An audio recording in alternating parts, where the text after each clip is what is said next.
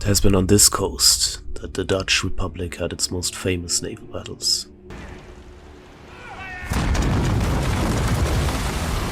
However, long gone were the times of great military minds like Michiel de Ruyter, who saved a young fledgling Dutch Republic from an early demise. Not more than a distant memory were the times when the Vereinigte Ostindische Kompanien held a monopoly over the spice trade with the East Indies and ruled the waves, uncontested. About a century ago, the status of number one world power had to be given up to others.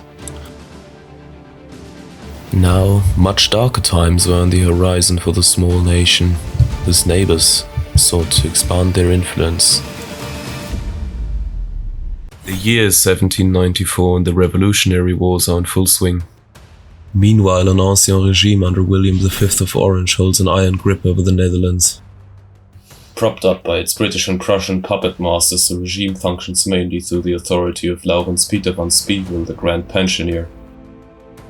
With the French violently casting away their own monarchy, Dutch Republicans hoped that a newly reborn French Republic would assist them in their cause to overthrow the ancien regime in their own country. Prayers would be fulfilled when the fortunes of war were finally on the French side. With the French Republican army decisively beating a combined Austrian-British-Dutch invasion force and Belgium in the campaigning season of 1794, a French army under Jean-Charles Pichegru crossed the great frozen rivers that traditionally protected the Netherlands from invasion in the middle of winter. With the French hot on his heels, the Statthalter immediately went into exile. In many places within the Republic, revolution broke out even before the French arrived. Revolutionary committees took over the city governments and provisionally the national government as well. Instead of the old one, a new republic rose, the new Batavian Republic.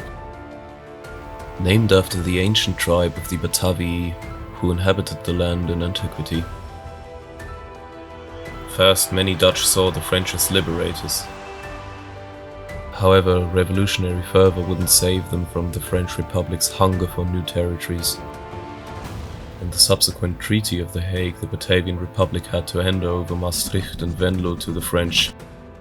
In addition, 100 million guilders in war reparations were to be paid. Furthermore, the Dutch were obligated to pay for an occupation force of their own country, thus becoming effectively a French puppet state.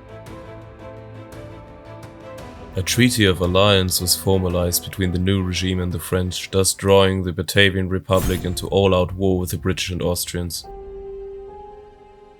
One of the most valuable assets attained through the alliance with the Netherlands, however, was the Dutch fleet, one of the largest of its kind.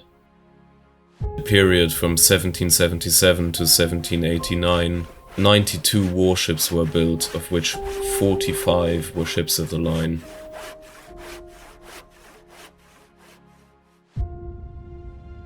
These titans of pre-industry would form the backbone of any fleet in the Napoleonic era. New naval technologies like copper plating was also introduced to increase the speed of the ships. Furthermore, carronades were added to the ship's armaments to increase their firepower. These short-barreled, large-calibered cannons were good for close-range boarding actions, sort of like a Napoleonic shotgun.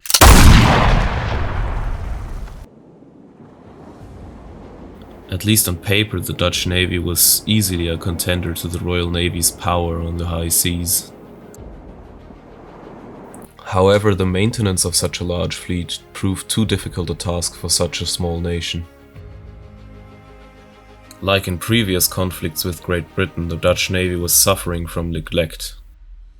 The crews of such ships couldn't be maintained at all times at full strength. Costs were just too great.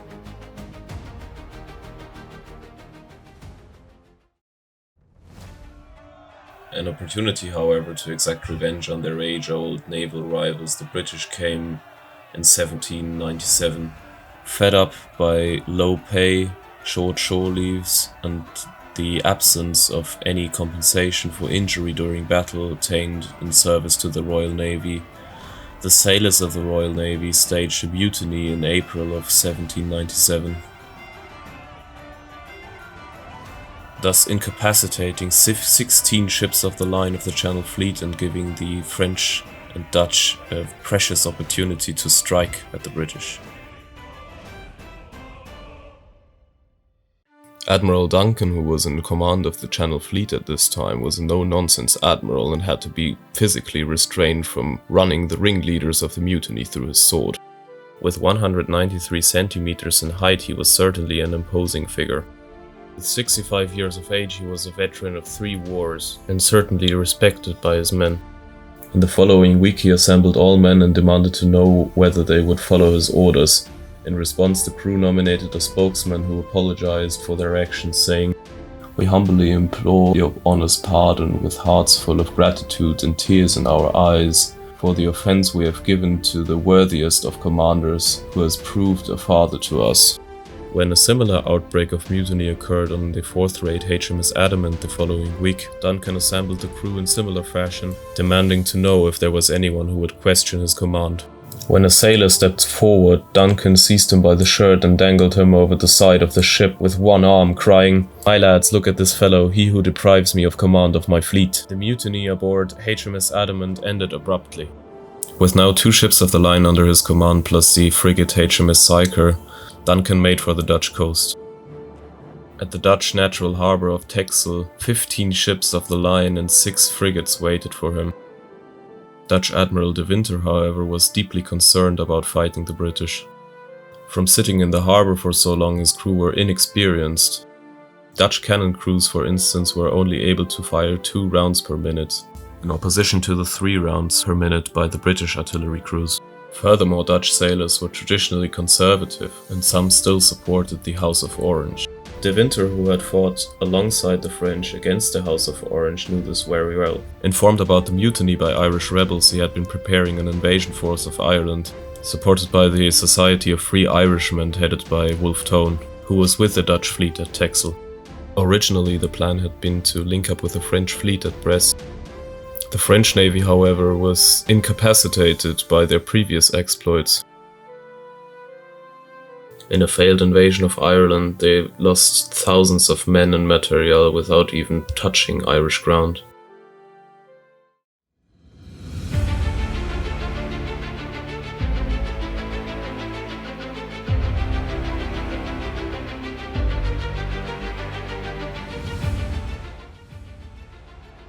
Due to the mutiny, Duncan arrived at the Dutch coast with only 2 ships at his disposal. Luckily for him, however, the wind was blowing right into De Winter's face. In the following 2 weeks, 2 more ships of the line arrived. Duncan's feeling of relief, however, was short-lived. Shortly after his reinforcements arrived, the wind shifted, allowing for a Dutch attack. Hoping to deceive De Winter, Duncan let his ships sail over the horizon back and forth in order to make it appear as if he had more ships at his disposal. HMS Psyker was giving light signals to a non-existent fleet beyond the horizon the entire time.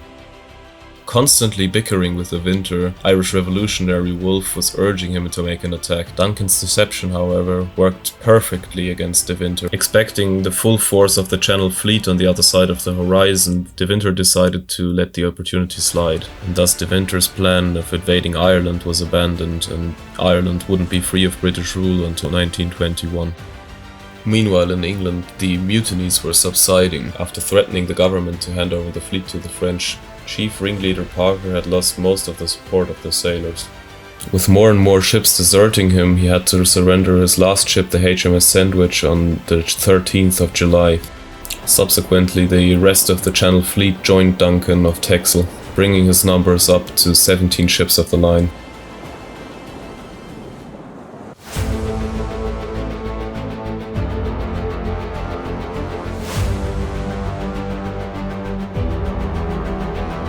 On October 6th, De Winter got a confusing order from the Batavian government. It was to head out of Texel and engage the British forces in the North Sea.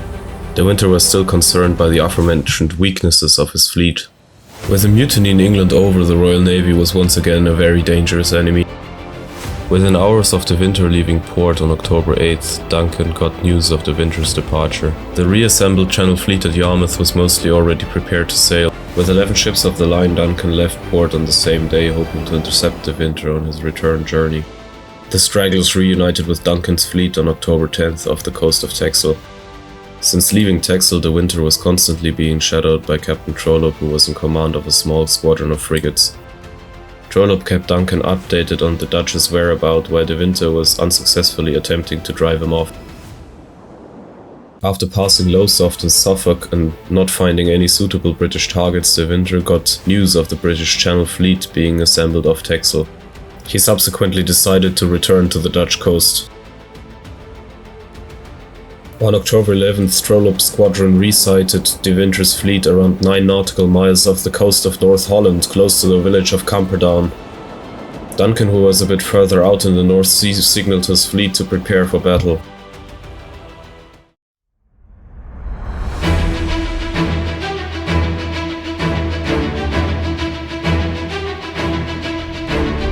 The weather was very poor and visibility was minuscule. This, however, didn't stop droves of civilians gathering on the beach to watch the combat unfold. Duncan formed a line of battle, hoping to intercept the Dutch fleet before the lighter-built Dutch ships could escape to shallower waters where the British couldn't follow. He intended to repeat a maneuver previously employed successfully against the French. He wanted the ships to cut the Dutch line individually at each gap. However, De Winter was forming a compact defensive line with his starboard side facing the shore, which made his plan impractical. Abandoning his previous signals, Duncan suddenly signaled his fleet to attack the Dutch.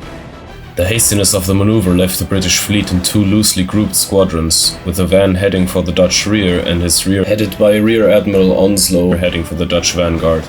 The flurry of orders was so fast-paced and contradictory that many captains couldn't properly understand Duncan's intention. Low visibility made signaling even worse.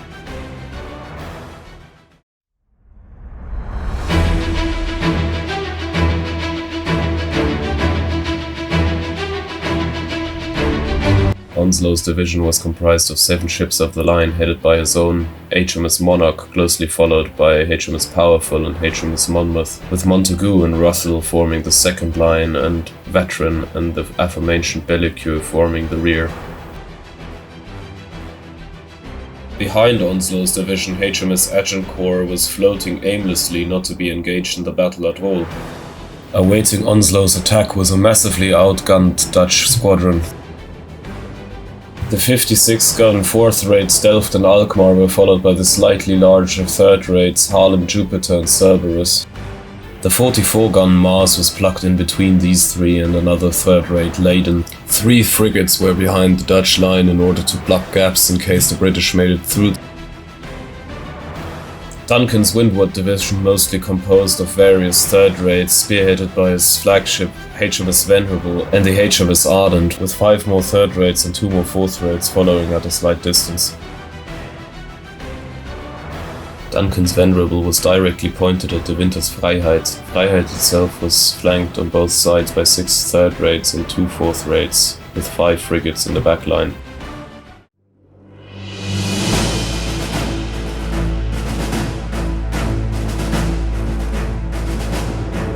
First shots were fired when Onslow's HMS Monarch approached the Dutch line with the intention of cutting in between Jupiter and Haarlem. The Dutch waited until Monarch was within effective range of their guns. 4 ships started firing at Monarch at once, causing enormous damage to the bow of the ship. Constantly under heavy fire, Monarch approached the Dutch line with relatively strong winds in her sails, carrying her to her destination. Her captain's skillful maneuvering enabled her to cut through the very small gap in between Haarlem and Jupiter, firing devastating, raking broadsides into both ships, taking out a large portion of their crews in the process. The small frigate Monnikendam tried subsequently to fill the gap created by Monarch, firing on Onslow's flagship in the process. In response, Monarch sent a devastating volley of her much larger guns into the smaller vessel, nearly taking it out immediately. Monarch was followed by a HMS Powerful, repeating the raking broadside into Haarlem and then sending a second destructive volley into the small frigate. With her rigging shot away, Monnikendam drifted off course, later to be captured by a British frigate. Shortly after, Montagu attacked Alkmaar, while HMS Russell attacked the 4th Raid Delft in the rear of the Dutch line.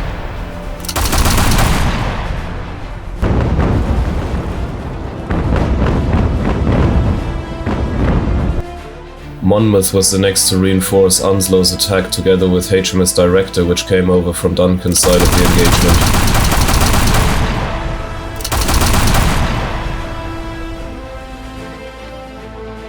The fighting degenerated into a brutal, chaotic melee with both sides exchanging volleys and musket shots within a very short distance of each other. The straggling HMS Veteran being the last of Onslow's ships joining the horrifying spectacle. Under fire from both sides by bigger ships, the battered Haarlem's deck was covered in wood splinters and the bodies of the dead and the dying. Reduced to a wreck, Haarlem finally surrendered at 1:45 p.m, closely followed by the rest of the Dutch rearguard. The Dutch Central Division, consisting of Brutus, Leyden and Mars, seeing their comrades surrendering, pulled behind De Winter's ships, coming only under distant fire from both British divisions. On the other side of the battlefield, Duncan was fighting a more even battle against De Winter's squadron.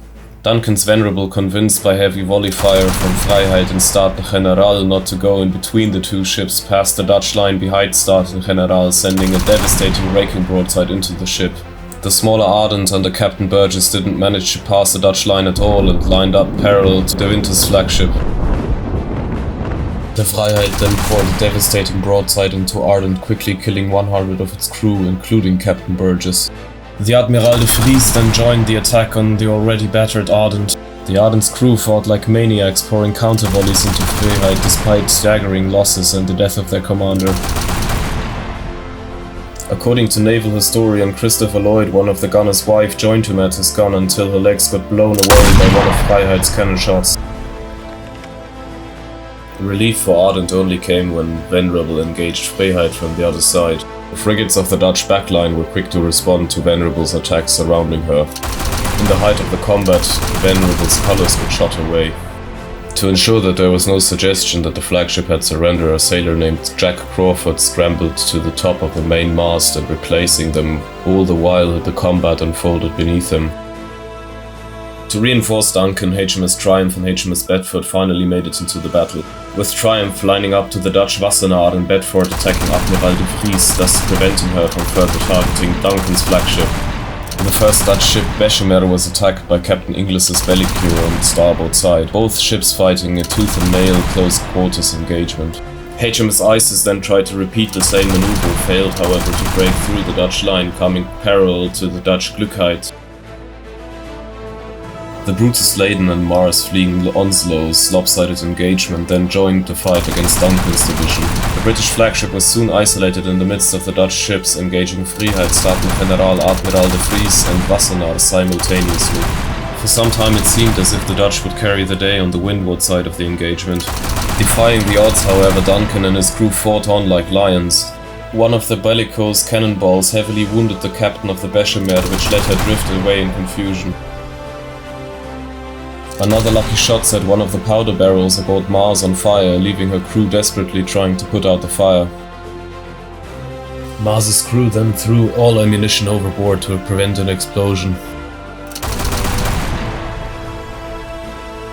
Engaging Wassenaar again, HMS Triumph managed to board her. Already battered and without a captain, Wassenaar surrendered to Triumph. After completing his victory on the other side of the battlefield, Onslow directed his ships to reinforce Duncan's engagement. HMS Powerful and HMS Director were the first to respond to the Onslow's signaling, first encountering the now defenseless Mars, which immediately surrendered. Being lost in bad weather and the confusion before, HMS Lancaster then joined the battle. With her and further reinforcements from Onslow arriving, the Dutch captains saw the writing on the wall. Those who were still able to retreat made a run for the Dutch coast. Glückheit, de Vries and Hercules, not being so fortunate, had to strike their colours. The only ship still offering resistance was the Winter's flagship. Surrounded by the British fleet, it sustained a battering for 1 more hour. The Winter was in fact the only officer aboard his ship who was not either dead or wounded. In one last brutal and unnecessary boarding action, the last of Vrijheid's crew was either killed or captured. De Winter was found amidst the carnage trying to personally fix one of the ship's boats in order to escape to another ship to continue the fight. He was subsequently taken by a platoon of Marines to Admiral Duncan to surrender.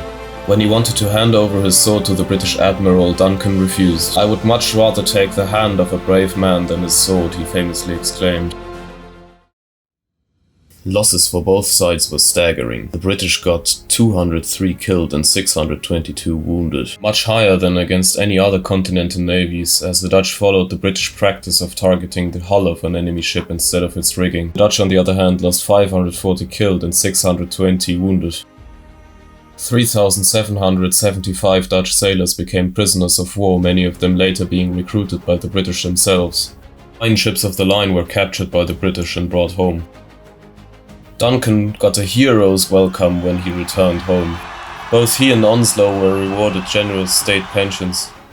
The people of England loved him so much that when he travelled to a reception at the Gilded Hall, a mob surrounded his carriage in the street, unhitched the horses and dragged it themselves up the Ludgate Hill as a mark of respect.